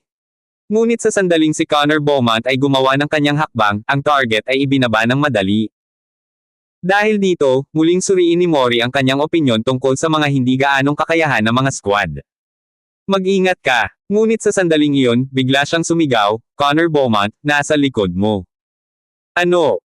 Tanong ni Connor Beaumont, ngumunguya pa rin sa kanyang mansanas, hindi malinaw ang kanyang mga salita. Ngunit sa sumunod na sandali, namutla ang kanyang mukha. Sa likod niya, naramdaman niya ang matinding pagpatay. Si Connor Beaumont ay hindi nang ahas na maging pabaya, gamulong siya pasulong na likas na pinuprotektahan ang kanyang ulo. Bang! Sa tunog ng impact, si Connor Beaumont ay nagpakawala ng mahinang ungol, umaagos ang dugo mula sa sulok ng kanyang bibig. Hindi ka patay. Nang makitang biglang sumulpot si Drake Hendricks sa likuran niya, nagulat si Connor Beaumont. Ang batang ito ay hindi namatay, at nagawa pa niyang makalusot sa likuran niya nang hindi napansin. Connor Beaumont, pinabayaan mo ang iyong bantay. Napakunot ng noo si Mar, halatang nararamdaman na hindi ganoon kadali ang mga bagay. Ang kabilang panig ay hindi simple, mag-ingat. Mukhang tama ang hula niya kanina. Malakas ang kalaban kaya naman pinaalis niya si Connor Beaumont. Anak, ikaw ang unang taong nanakit sa akin ngayong taon. Galit na galit si Connor Beaumont, pumutok ang kanyang mga kamao sa pagkakahawak. Baka ikaw na rin ang huli mo sa buhay na ito. Walang ekspresyong sinabi ni Drake Hendricks, dahil pagkatapos ng gabing ito, mawawala ka na sa mundong ito. Haha, bata, sino ka sa tingin mo? Sa tingin mo kaya mong iwan ang buhay sa ilalim ng relo ko? Habang nagsasalita si Connor Beaumont, bigla siyang sumugod. Bumagsak ang kanyang mga kamao na parang kidlat. Bang! Hindi umiwas si Drake Hendricks ngunit sinalubong niya ang kanyang mga kamao sa ulo. Dahil sa matinding puwersa ay napaatras sila ng ilang hakbang. Ngunit ni walang anumang intensyon na huminto, parehong sumisingil ng husto. Kayang panindigan ni Connor Beaumont ang Hades Ravine, natural na kakaiba ang kanyang kakayahan. Sa sandaling ito, ang kanyang mga nakamamatay na galaw ay madalas, na naglalayong maging nakamamatay sa isang welga. Bang! Sa pagkakataong ito, hindi na hamarang si Drake Hendricks, bagkus ay hinayaan niyang hamampas ang kamao ng isa sa kanyang balikat. Malinaw na naramdaman ni Connor Beaumont ang isang napakalaking puwersa sa kanyang kamao. Ang kanyang suntok ay maaaring makabasag ng mga malalaking bato, ngunit ang kanyang kalaban ay nakatayo pa rin ng hindi tumitinag. Sa susunod mong buhay, huwag mo akong pakialaman. Sinamantala ang pagkatulala ng isa, ang kaliwang kamay ni Drake Hendricks ay nag-transform sa isang talam, na malakas na bumasag sa lalamunan ni Connor Beaumont. Basag! Habang umaalingaw-ngaw ang tunog ng lalamunan, dahan-daang bumagsak si Connor Beaumont na may hindi makapaniwalang tingin sa kanyang mga mata. Salamat sa pakikinig kay Master Big Boss Channel. Ang gabing kalye ay patay na tahimik. Bukod sa umaatungal na apoy, ang natitira na lang ay ang mabilis na paghinga ni Mar. Bilang miyembro ng Hades Canyon, nakita ni Mar ang maraming eksena. Pero ngayon, takot na talaga siya. Ang lakas ni Connor Beaumont ay hindi mapag-aalinlanganan, ngunit ang gayong eksperto ay halos agad na napatay. Chief, sa tingin ko tapos na ako. Tumingin si Mar sa kanyang telepono, ang kanyang mukha ay kumikislap sa kawalan ng pag-asa. Kung ang brutal na malakas na si Connor Beaumont ay hindi katugma sa binatang ito, anong pagkakataon ang mayroon siya upang makatakas sa kanyang buhay? Sino ka ba talaga? Matapos ang ilang sandali ng katahimikan, nagsalita si Mori. Ang kanyang mukha ay mapula, at ang kanyang mga titig ay parang hindi mapakali. Ngunit bilang isa sa mga pinuno ng Deep Cold, mabilis na nakabawi si Mori mula sa pagkabigla. Nagpadala ka ng mga tao para patayin ako, hindi mo ba alam wino isang Eni? Dahan-daang naglakad si Drake Hendricks patungo kay Mar habang nasa likod ang mga kamay. Malalim na ang gabi, at ang lugar na ito ay napakalayo, na nangangahulugang walang nakapansin sa abnormalidad sa kabila ng labanan. Kailangang aminin ng isa, pinili ni Mar ang kanyang lokasyon. Gustuhin man ni Drake Hendricks na tumakbo o humingi ng tulong, wala siyang pagkakataon. Hindi inaasahan ng mga taga-Deep Code na magiging libingan nila ang lugar na ito. Drake Hendricks. Sumigaw si Mori, inilaan ko ang iyong ulo para sa aking sarili. Nang sabihin niya ang mga salitang ito, ang kanyang pananalita ay napuno ng kay-abangan. Bilang isa sa mga pinuno ng Deep Code, ang lakas ng pakikipaglaban ni Mori ay hindi kapani-pani walang kakilakilabot. Ganun ba? Kung gayon, naghihintay ako sa iyong kaginhawahan. Sabi ni Drake Hendricks na may malabong ngiti, mabilis na gumalaw sa harap ni Mar. Pero bago iyon, may isa pa akong dapat patayin. Habang nagsasalita siya, sumuntok siya. Bang! Matigas na tinamaan ng kamao ang Highlander. Ang Mar na orihinal na nakatayo doon ay naging isang tumpok ng mga damit, nakakalat sa lupa. Disguise technique. Mabilis na naglakad si Aaron Jackson, bahagyang nagsalubong ang mga kilay. Sanay talaga ang kalaban sa disguise techniques. Ang napakalaking lalaki ay tahimik na nadula sa ilalim ng kanilang mga ilong. Drake Hendricks, titingnan natin ang tungkol dyan. Sa telepono, nanlalamig ang tono ni Mori. Ang bawat miyembro ng Hades Canyon ay isang malaking shot na may matagal nang itinatag na reputasyon, at ang mga taong ito ay hindi kailanman nabigo. Ngayon, bilang isang pinuno, ang katotohanan na pinahintulutan niya ang Deep Cold na mawala ang isang mahusay na Shadow Warrior sa kanyang misyon ay sadyang hindi mapapatawad. Mahuhulaan pa niya na tiyak na hahatulan siya ng ilang hindi nasisiyahang individual sa Deep Cold meeting. Huwag magmadali, bago mo ibaba ang telepono, tingnan mo ito. Kinuha ni Drake Hendricks ang telepono at inikat ang kamera sa gilid ng kalsada. Kung hindi ka titingin, magsisisi ka. Pagkatapos niyang magsalita, inilabas niya ang kanyang baril sa kanyang baywang at nagpaputok ng 3 putok sa puno. Bang! Bang! Bang! Matapos ang 3 putok ng baril. Pumalakpak. Isang maitim na figure ang nahulog mula sa puno. Nagmamadaling inakay ni Aaron Jackson ang kanyang mga empleyado para tingnan. Kuya, yung taong tumakas lang. Nang makita nila ang bangkay na nakadilat ang mga mata sa kamatayan sa lupa, si Aaron Jackson at ang kanyang mga empleyado ay natigilan lahat. Hindi ba itong si Mar na nakatakas lang? Paano siya napunta sa puno? Ang sama ng loob na ito, tatandaan ko. Pinisil ni Mori ang ilang mga salitang ito sa pamamagitan ng nakagisnang mga ngipin bago mabilis na ibinaba ang video call. Sa isang galaw, 2 miyembro ang nawala, at hindi na malayo ang kanyang impeachment. Off! Maglinis ka dito, sabi niya.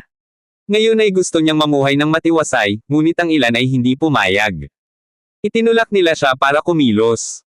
Matapos bumalik sa kanyang bilya, ang karaniwang walang pagod na si Drake Hendricks ay nakatulog ng mahimbing sa unang pagkakataon. Sa kanyang panaginip, nakita niya ang isang malabong figure na may hawak na isang banal na espada na kumikinang na may liwanag na bahaghari, na bumubulusok sa kanyang dibdib. Kasabay nito, ang singsing sa kamay ni Drake Hendricks ay nagbuga ng isang kumikislap na pulang ilaw, na lumalakas at lumiliwanag. Kinaumagahan, nagmamadaling pumunta si Drake Hendricks sa grupo kasama si Aurelie McLeaf. Bagamat na-stabilize na nila ang presyo ng stock noong nakaraang araw, nag-aalala pa rin si Aurelie McLeaf. Ang Golden Eagle Group ay agresibo at tiyak na hindi hahayaan ang mga bagay-bagay. Lahat ng Five River Province ay nanonood ngayon, at si Stanislaus Potter ay parang nakaupong pato. Pagdating ng 2 sa kumpanya ng 7:00 ay nandoon na si Zaid McLeaf at ang kanyang ama. Sa pagtingin sa nasa sabik ngunit pagod na lolo at apo, si Drake Hendricks ay hindi sigurado kung ano ang sasabihin. Ha! Darating ng maaga, gusto mo bang maupo ng kaunti sa upuan ng chairman? Si Otis McLeaf ay nagpakawala ng malamig na tawa mula sa kanyang wheelchair. Pagkauwi noong nakaraang araw, hindi nakatulog ng maayos ang lolo o apo. Ang saloobin ng Titan Group ay napaka-abnormal, na tila ganap na bumagsak sa Golden Eagle Group, na nagpatibay ng isang do-or-die stance. Sa madaling araw lamang nalaman ni Zaid McLeaf sa pamamagitan ng kanyang mga koneksyon na si Stanislaus Potter ay magpapalaki ng kanyang stake ngayon, at noon lamang nakatulog ng maayos ang lolo at apo. Sa kanyang panaginip, si Otis McLeaf ay nakaupo sa upuan ng chairman, habang si Drake Hendricks at ang kanyang asawa ay lumuhad sa harap niya, na naghahain ng tsaa at tubig. Sa paggising, hindi na siya makapaghintay na dalhin si Zaid McLeaf sa grupo, umaasang maisa sa katuparan ang kanyang magandang panaginip. Sa tingin ko gusto mong manatili sa wheelchair na iyon ng kaunti pa, sabi ni Drake Hendricks na may mahinang ngiti, nang hindi siya tinuloy. Selyado na ang kapalaran ng lolo at apo, buti na lang nagdelusyon pa sila, hindi alam ang totoo. Hindi rin masyadong nagsalita si Aurelie McLeaf, dahil siya mismo ay hindi sigurado. Sa pagharap sa isang behemoth tulad ng Golden Eagle Group, sino ang makatitiyak na mabubuhay sila? Isang desperadong hakbang lamang ng Titan Group ang nagbigay daan sa mga stock ng McLeaf Group na bahagyang tumaas kahapon. Dahil sa galit, si Stanislaus Potter, kasama ang kanyang mga kasama, ay muling pumasok sa arena, ngunit kaya ba talaga ni Ovidio Cook ang kanyang sarili? Ang tanging magagawa niya ay subukang patatagin ang sitwasyon hanggat maaari. Maaga pa ring tinawag ang regular na pagpupulong ng direktor, at ang lahat ay dumating sa grupo ng may mabigat na puso. Ang mga miyembro ng McLeaf clan, na karaniwang walang pakialam sa mga gawain ng grupo, ay nagsimulang mapansin. Aurelie McLeaf, hindi ako naniniwalang makakalusot ka ngayon, sigaw ni Otis McLeaf mula sa kanyang wheelchair. Bagamat ito ay isang board of directors sa pangalan, ito ay halos isang panoorin para sa McLeaf family na panoorin ang kahihiyan ni Aurelie McLeaf. Ang mga nangunguna at madla ay pumwesto na, ang kulang na lang ay ang script. Ano ang gagawin mo kapag nalampasan ko ngayon? Malumanay na tanong ni Drake Hendricks na nakasandal sa upuan. Seryoso ka? Kung ang presyo ng stock ay tumaas ngayon, ibibigay ko sa iyo ang aking mga armas. Malamig na tumawa si Otis McCliff, kung bumagsak, gusto ko ang mga paa mo. Maglakas loob ka ba? Si Zaid McCliff, na ang mga binti ay nabali ni Drake Hendricks, ay laging may hawak. Makatayo man siya sa kinabukasan, ayon sa sinabi ng doktor, siya ay malata at mahihirapang maglakad ng normal muli. Gusto niyang maghiganti. Ito ay isang deal. Lahat ng naririto ay makakapagsaksi, sekretarya, bahala sa recording pen, ay record mo ito, sumenya si Drake Hendricks, at agad na kinuha ng sekretarya ang recording pen. Ha! Saan ka kumukuha ng lakas ng loob? Ngayon, ang mga paa mo, inaangkin ko na. Nang makitang sumang-ayon ang kabilang partido, si Otis McCliff ay nagulat sa una, pagkatapos ay lihim na natuwa. Pagka-uwi kahapon, nag-analyze si Zaid McCliff magdamag. Ang mga likidong asset ng Titan Group ay halos maubos, at kung ang Golden Eagle Group ay patuloy na gagawa ng mga paggalaw, si Ovidio Cook ay walang kapangyarihan. Sa oras na iyon, hindi lamang babagsak ang mga stock ng McCliff Group, ngunit hindi magiging imposible na ganap itong masira. Kung ikukumpara sa mga galaw kahapon, malinaw na seryoso si Stanislaus Potter ngayon. Sa likod niya, maraming tycoon mula sa Five River Province ang sumusuporta sa kanya. Si Drake Hendricks ay nakatadhana na matalo. Sunod na kabanata. Salamat sa pakikinig kay Master Big Boss Channel.